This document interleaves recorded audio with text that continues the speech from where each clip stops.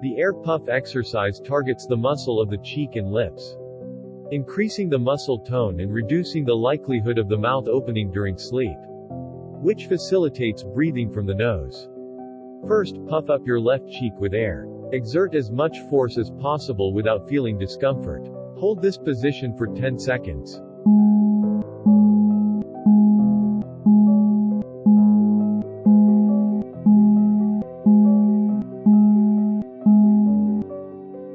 Next, puff up your right cheek with air. Hold this position for 10 seconds.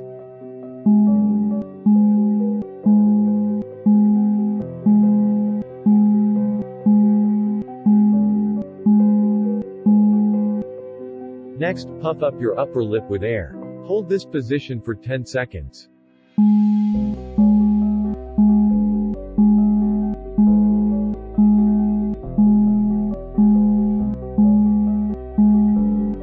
Next, puff up your lower lip with air.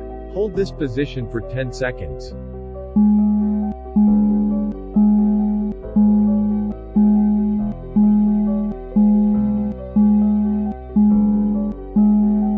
Relax your mouth for 5 seconds.